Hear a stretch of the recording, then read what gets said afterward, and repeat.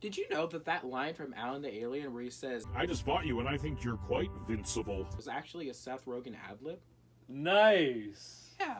Oh. Anyway. So, I have sat here for almost an hour as Jesus obfuscated on randomness of Eve's and Rex's relationship. It was not an hour. Shut the fuck up. Shut the front door. 46 minutes rounded up, hour. We talked for 46 minutes? Yeah, for sure. Over. Okay. I know one video. But the universe has been trying to keep us from talking about Mark and Amber. Okay. So here's the thing. No. You've had your problems, and you've sort of led the conversation, right? Yes, as it should be. It's really interesting to me because, like, the way we watch most things as a society is like we watch them in a vacuum, right? Like we all watch a TV show, and then you go on Twitter, you go talk to your friends about it, and you're like, dude, you know what I mean?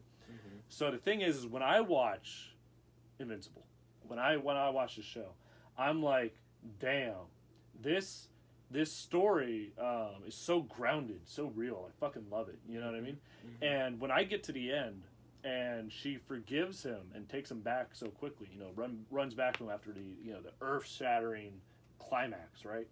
I love it because it really reminds me of Spider-Man 2.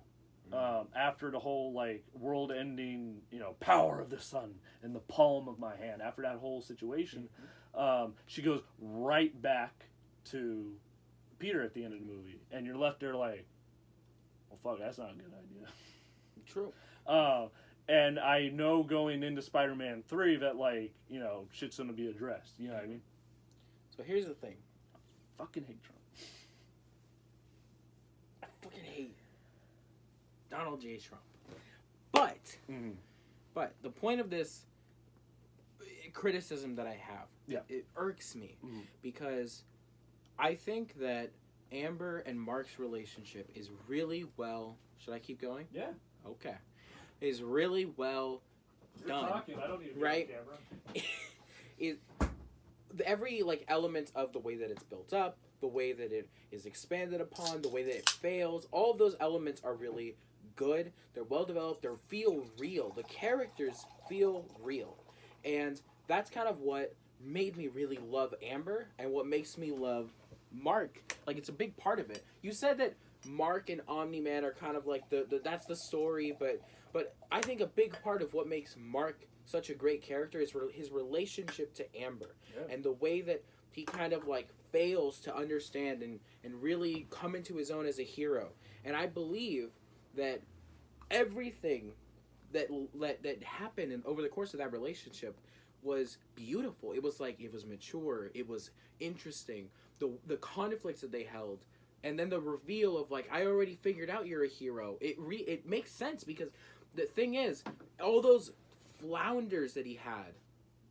Keep going. All those flounders that he had of constantly coming up with lies and fucking up and being unable to really explain anything. I started to think, man, Amber is fucking stupid. And then you realize that no, she's not. She figured it out, but she's giving him the chance to come forward about it. Yeah. But he never did, and that was what broke their relationship.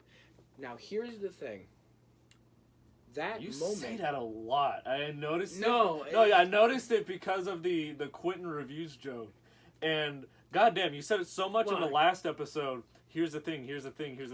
That when I hear that, my circuits is wired to be like, I fucking hate Trump. So it's just when you say it, I'm just I'm short circuiting. I'm just comedically, I can't keep doing this. Regardless, when that moment comes at the end, and she sees him and she kisses him, at first I'm like, oh, okay.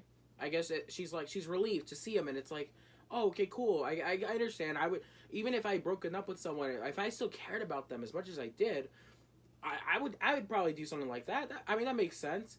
And then he says something oh, does this mean? And she's like, if you want to try. What that reads to me is this has nothing to do with the conflict that was at hand. And the way that it's written off is Amber says, "I guess I wasn't the only one being lied to." This is not a justification. What? It's just not. So you think it's over? You think that they just capped it? No, it's not that the relationship can't go on, but this isn't the thing that that should spur it on in the way that it's laid out. No. It's just not. No. And let me, because you made a comparison to Spider-Man 2, and I love that fucking movie to death. So I want to tell you why that's not the same thing. The whole movie it's like fundamentally different because she has the opportunity and that's how stories work. They are different. The way that Mary Jane relates to this conflict is different, and the reveal of him being Spider-Man is actually a reveal that fundamentally changes the way that she views him, and is the reason that she makes that decision. The reason that he can't give her the relationship is because he has these other responsibilities. And she learns to accept that and decides to try anyway, even though there's risk and even though it does lead to problems. She makes that decision. So that moment when it's not about, oh, well, he almost died and it's so sad that his mentor beat the shit out of him. No, that's not what makes her make that decision. It's this recontextualization of everything that she knows about him, and she knows that it's hard, it's going to be hard. That is fundamentally different from what Amber and Mark have going on. Because Amber and Mark is not a moment of, well, we want to be together, but your superhero thing is going to get in the way. The reason she broke up with him was because he was hiding it from her, and he lied to her. Yeah, so did Tobey Maguire. Yes, he did. Yeah. Yeah, but that's not the reason. The reason that it's Amber knew, and because of that, the lie was more significant. But when Mary Jane, when it's revealed to Mary Jane, it recontextualizes his actions and gives a reason for what he did and why he made the decisions he did, and she chooses to try anyway. That moment where Amber has seen him almost getting the beaten out of him has nothing to do with her conflict about him keeping this secret and not trusting her with it. I think it's fundamentally different. I think it's like it's Amber, like, because he almost fucking died. Mm-hmm. Like, his dad almost killed him. I think her going back to him like that is fair game, and they still have shit to work out. So I agree with that. Yeah. However, the problem is, if the show told me that she decides to go back with him, and the catalyst for it is because she saw him almost die, and she realized I don't want to lose you, and I don't want to risk, etc. That's all fine. That would be fine. That's what I saw. But that's not what she said. She said, her exact line when he says, "But I thought," and she responds with, "I guess I wasn't the only one being lied to."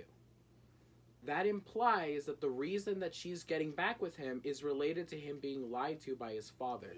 That's only focusing on one line and not the context of what came before. No, the problem is that's the line that gets them back together. That's the moment. That's what's important. Yes, there's context about the relationship overall, but this is the moment. That's what my problem is. If she said, now I still think that in a later season they would need to develop why this is actually going to lead to more problems down the road, because there's huge problems with that, and obviously like Spider-Man 3 is an example of that being done well. Relatively, because that movie is kind of fucking questionable. It is bloated. Yeah, it's bloated. But I mean, here's the thing, though. It's just like I think she ran back as quickly as she did, spurred by that. I mean, her also feeling like she wasn't being the only one lied to. Because it does do the recontextualizing, kind of like Spider-Man 2, where it now shows like, well, fuck. I mean, Mark's going through shit too, and maybe I don't understand everything he's going through. You know what I mean? So there's two things to that. One, if her line had been something along the lines of, the reason that basically I'm coming back is because watching you in that state is what spurred it on or whatever. That I would be down to clown with that, because that makes sense. Even if I think that's logically what happens. But if that's not, the problem is that's not what's given to us. It is visually. That's not how that works. That is how it works. You are shown things in movies and television. No, okay. But the second thing is that Down with the dialogue. him being lied to by his father has nothing to do with basically any decision that he made. A lot of it is the dad was constantly telling him to, like, you know, forget about Amber. Let's train. Let's go do this. Okay, you know what I mean? one, that's not even true. It is true. No, he was just like, no, Dad, no, I need to go with Amber, and he's just like, Mark, are you serious about this? Okay, okay, my bad. You're right. Yeah, but thank you. here's the thing. The first time that he left her in his room, the dad had nothing to do with that decision. Cecil is the one. Yeah, but she's not mad at that first time. Because it's no, the pattern. it's a pattern. But the problem is that the dad may have been influencing that decision, but ultimately the fault lies with Mark, and Mark hasn't done anything, and this doesn't absolve him of anything.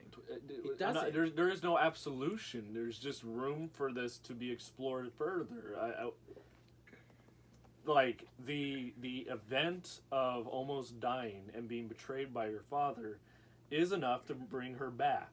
Mm-hmm. And but the fact that he was betraying and lying to him is that's a huge but that's their part of the trauma. To break apart. No, but him experiencing all that trauma, it spurs her coming back. But that's not what she says. What she says is, I wasn't the only one being lied to. Okay, so you just focus on the dialogue and not the actual story and everything we've seen? What about the scene evokes to you that... Well, the fact that we just saw him fucking, like, get smashed in by his dad, and she knows that. So, let me ask you something. If the scene was... If the scene had her say... instead, let's imagine that instead of saying, I wasn't the only one being lied to, she says, I thought I was ready to give you up, but seeing you almost die made me realize that even if all of this happened, all of this whatever, even if you fucked up in all these ways, I'm not ready to give you up. What if she said that, would you say then, that's redundant. Yeah, because, that's a lot of telling, not a lot of showing. Get back to the visual storytelling. No. Yeah. I fundamentally disagree. I think when you don't make that explicitly clear, but you make something else explicitly clear, that the conclusion is that this thing that was explicitly stated is the reason for why she did the thing. I mean, if you have like blinders on and you can't see the visual storytelling being told, no, that's not it's an how and. that works. It's a yes and scenario. No, that's not. You can't. That's not how that works. We can't look.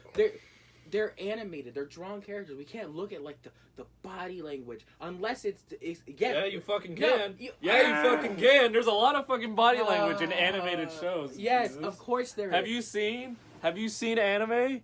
Have you seen the fucking not body one. language in Monster Musume? Don't fucking slander these timeless classics. You're gonna lose. I don't know, something. You can't fucking lose monetization on this. Look at that. You can. No, you Fuck can't. off. That's a shoulder, you fucking prude. Look at that. Oh, well, maybe. No, the hair's covering it. The hair's covering No. it. We're good. Okay. Anyway, the point, I don't necessarily disagree with that, but in this moment, in this scene, that's a more complicated concept. It's not just something that you could say, oh, well, I saw it in her eyes. Or I saw it in the way that she wrapped her arms around his neck. No, I mean, there's a lot in the inflection and the performance. So the way that she performs the line, I guess I wasn't the only one being lied to, is that. what Kevin... The lines before and after, her voice is shaky. The line that she gives before indicative that... of a very brash situation. Is that she's ready to try again. Yeah, the key word is try. Like, this is not absolution. I'm not saying... Oh, he's absolved. Forgiven. No! There's a very specific version of this scene that would have made sense, and this isn't it. This just isn't it. Because the problem is, when you explicitly state, I wasn't the only one being lied to. That is the predominant... You're focusing on one line, which is a part of it. This is like if you dialogue plus visuals. Imagine you're filling out an essay question, and you write down. Oh, they ask you. I don't fucking know. What was the motivation? Cinema is not an essay question. Shut the front door. What was the motivation for Shinji Ikari to get back in the robot in episode, I don't know, 17? Base class. And you wrote down, well, he watched Asuka almost die, and he realized he hadn't gotten enough pussy, so therefore, you know, and you wrote that down, right? And you said, well, here, let me tell you, well, the way that I wrote down the question actually is evocative of the real answer, because I'm actually demonstrating to you through my body language that even if that was true, even if your body language demonstrated that Shinji was actually going back because he's making a decision to save the world and he's realizing what matters, even if that was true, you fucking wrote down the wrong answer. Okay, so Jesus is comparing a written medium to the visual medium of cinema. And the problem with Jesus is saying is like, okay, if the writer of a novel had a certain body language or posture or performance while writing the novel, and I didn't understand all that because I'm reading the novel, yeah. What if the person who was watching you write down the question is watching you do it? And you told them, well, yes, I know what I wrote down. I know what you can literally... No, because they're being graded on the written performance. That's why your question is loaded. Okay. It's presumptuous. Let me try to... Give me a second to think of a version of a good question. A good hypothetical. Okay, sure, my bad. So let me go back while you think. I think you do that. Okay, so this final episode is so fucking amazing. The idea that, like, Mark and Omni-Man fucking, like, it's fucking beautiful. It's like this, it's like the unstoppable, like, force. Like, he just keeps trying. He will never actually break through. He can't hurt Omni-Man, which brings me to what I wanted to talk about with Jesus. I said we can once again agree on, because it's not going to be Jesus's posturing about writing versus actual storytelling in the visual medium. It is who would win in a fight, Superman or Omni-Man. See, we can get to that. Let me just run you through this real quick, okay? Let's say trying. Let's say we had a scene, right, where Asuka and Shinji are talking about what happened in fuck. I just had it. Fuck. What? Okay. Omni-Man No. Let me read it. Let me read it. Fuck off. I had it. Fascist of Viltrum. You got me thinking about Superman, and I lost it. Fuck. Okay, fine. Let's talk about Superman. God damn it. Next week when Jesus has his thesis ready, he can come back. Up. But until then, we'll talk about Superman and Omni-Man. Who would win in a fight? So it's not going to be regular Superman. It would have to be like anti-life. No, yeah, he's not letting go. It's you remember that there's this line from the animated series where he says, "Every single day I'm holding back," and you like, and I think I don't remember who he's fighting in that. Darkseid? I don't remember. Yeah. It was in the animated series, so it was like he's all torn up and beat up, and then like the city is clear, and then now he's ready to let loose, and it's like yeah, I understand. I still don't think. I think you would have to have an anti-life Superman going against, because like I still think that like Clark has like innate humanity. Like even if he wanted to go all out, he would still like. Well, let's assume like going all out, because you need like morally. Because like Man of Steel, Clark snapped Zod's neck, you know. Yes, but like you're talking about like I mean. It's not like he easily snapped his neck. He got into a position where he could, and I think that's more up to chance. But I feel like, because, like, Zod is still not up to, like, full mastery of the atmosphere, you know what I mean? Mm-hmm. Versus Omni-Man would be No, I'm not talking about, like, the power. I'm talking about the capability of killing. Yeah, but I think he was able to do that again in that scenario. I guess if he's holding people hostage, it's the willingness, right? It's the willingness of killing. That there's a potential, but regardless, even if we say, let's just assume anti-life Superman, just to get away out of this. Yeah. It's kind of semantical at the end of the day. So, Omni-Man versus Superman. So the reason that I think that Omni-Man is more powerful than Superman is, despite him having a less diverse set of powers, right? Omni-Man brushes off Red Rush in a conversation, I think in episode 2, with Deborah, and says that like Speed is not a premier. Yeah, it's not exactly a premier superpower, something along those lines, right? Yeah. So that whole deal implies to me that he's actually like even though this guy can move faster than him, even that's not enough. And super speed is like arguably one of the most fucking insane superpowers of all time.